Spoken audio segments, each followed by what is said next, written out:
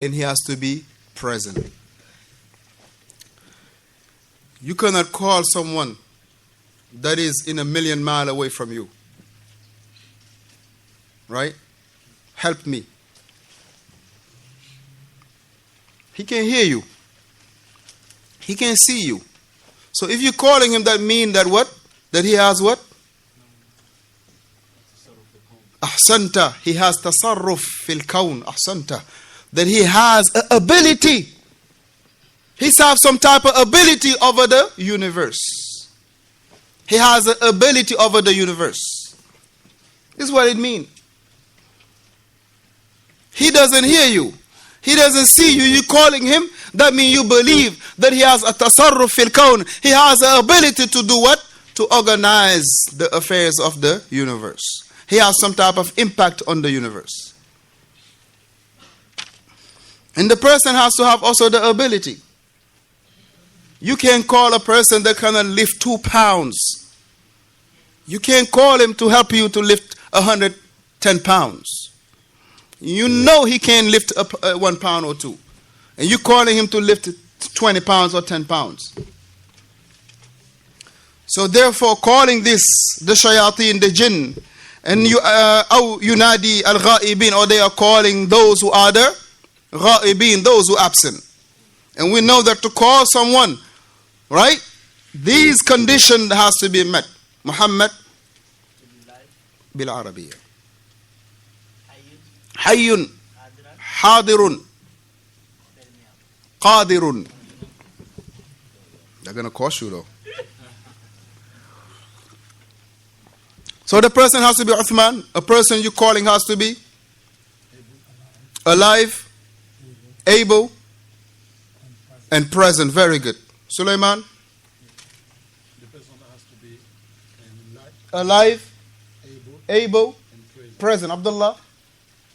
Alive, able, ahsanta. So these are a must to be there. Somebody you calling, he has to have these 3 things: alive, present, and able. Alive, present, and able. If someone doesn't have, if one of them is missing, he is not be qualified. If you call him the shirk, if one of them is missing, that calling him will be shirk. طيب.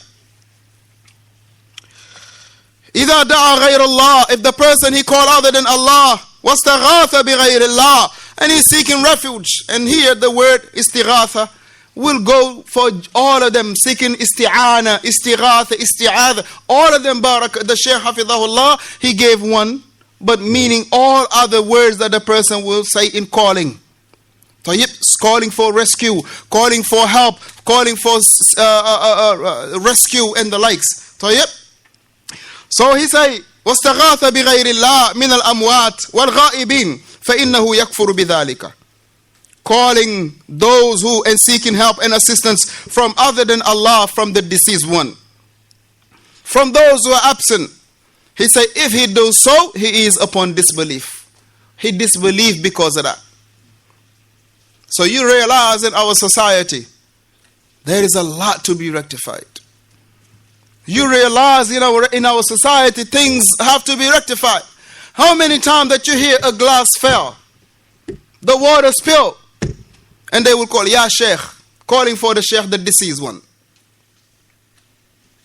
Or they hear like a big noise, they call on the deceased one. Instead of saying Subhanallah, they will call on the deceased one for help and rescue and safety and salvation. وَنَعِيَاذُ بِاللَّهِ. فَمَنْ تَلَفَّظَ بِالْكُفْرِ كَفَرَ. Whoever say a statement of disbelief has disbelieved. Whoever say a statement of disbelief has disbelieved. He say, إِلَّا أَنْ يَكُونَ, except now that the person is being compelled and forced. If the person is being forced and compelled, then the ruling will be what? Lifted. The ruling will be lifted. If the person is being compelled, then the ruling will be lifted. Allah subhanahu wa ta'ala, he mentioned in Surah An-Nahl,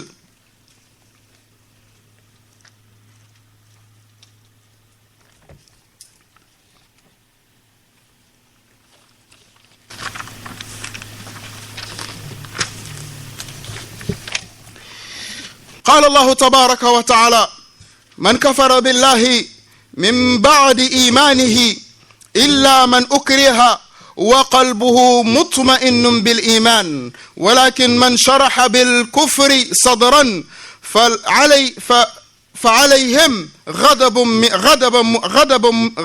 من الله ولهم عذاب عظيم ذلك بأنهم استحبوا الحياة الدنيا على الآخرة وأن الله لا يهدي القوم الكافرين.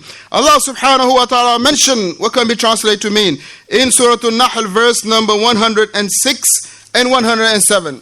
He mentioned man kafara billah, whoever disbelieve in Allah. Whoever disbelieve in Allah. Ba'da imanihi, after that he was what? A believer. Whoever disbelieve in Allah. So here it is in the context of saying a statement of disbelief.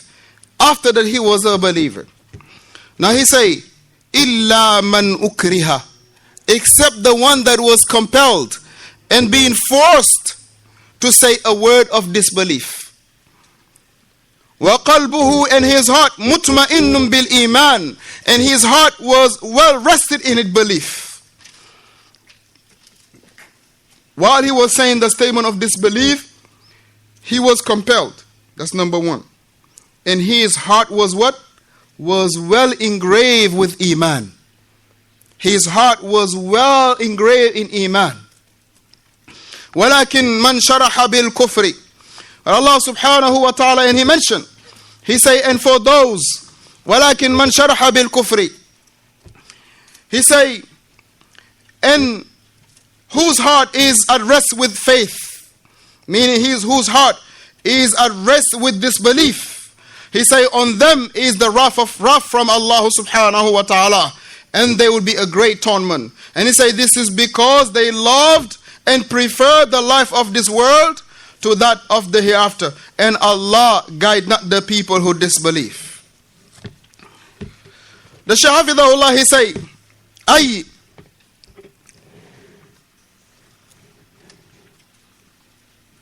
he mentioned, وَقَالَ تَعَالَى, and likewise in another verse in Surah Ali Imran, Allah subhanahu wa ta'ala, he mentioned, لَا يَتَّخِذِ الْمُؤْمِنُونَ الْكَافِرِينَ أَوْلِيَاءَ مِن دُونِ الْمُؤْمِنِينَ وَمَنْ يَفْعَلْ ذَلِكَ فَلَيْسَ مِنَ اللَّهِ فِي شَيْءٍ إِلَّا أَن تَتَّقُوا مِنْهُمْ تُقَاةً. Allah subhanahu wa ta'ala mentioned in Surah Ali Imran, which is in verse number 28.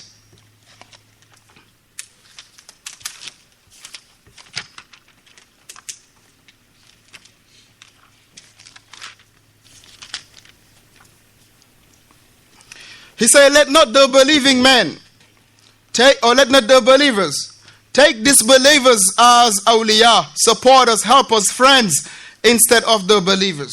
And whoever does that will never be helped by Allah subhanahu wa ta'ala in no way. Whoever does that will never be helped by Allah subhanahu wa ta'ala. Listen to this. Those who take the disbelievers as friends, as helpers, Allah subhanahu wa ta'ala will never help them. Akhi, likewise, the believer will not take a wrongdoer as his friend. He will not allow his circles to be evildoers. If you're a person that is upright, you should not, barakallahu fikum, keep a company that is evil. The same one that you see around you here, barakallahu fikum, they are exactly the same one you have to see around you outside.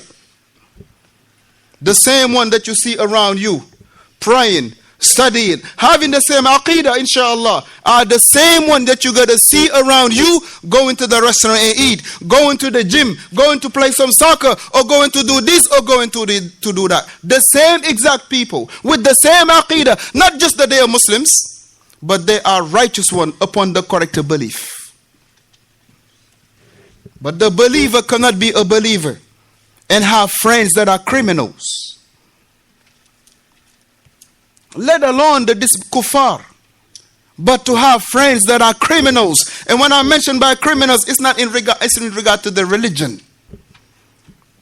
those who have the wrong understanding of the religion, the wrong aqidah in the religion, and they are, barakallahu fikum, their way of doing things, it is in opposition of the religion. These are not our friends, barakallahu fikum. Allah will not help an individual like this. And these are the people, they will never want you to be sitting in the circles of knowledge. Or they will never want you to be, barakallahu fikum, increasing in your lifestyle, increasing, barakallahu fikum, in the affairs of your akhirah. They don't want to see that, because they want to see you as that they upon. Fatakununa sawa, so you'll be the same. So you'll be exactly the same. They don't want to come to the class. They don't want you to go to the class. They don't want to come to the masjid. They don't want you to come to them to go to the masjid. So you will be. So they will what? They will have friends. As they say, misery loves company. Misery loves company. If a person is in a bad mood, right, he would want everybody to be in a bad mood. If a person is unhappy, he would want everybody to be unhappy. If a person is hungry, he would think that everybody else is hungry. If a person is full, he would think that everybody is full.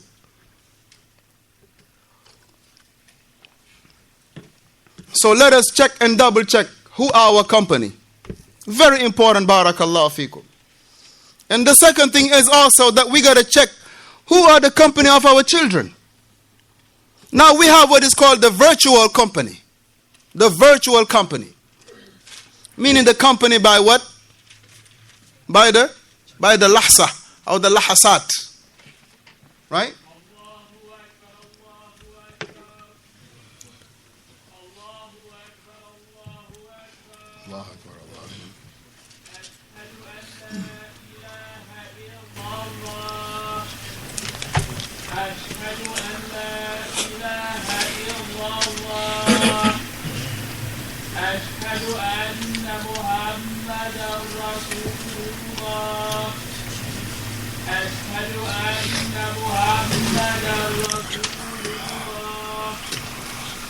حي على الصلاة حي على الصلاة حي على الفلاح حي على الفلاح الله أكبر الله أكبر لا إله إلا الله.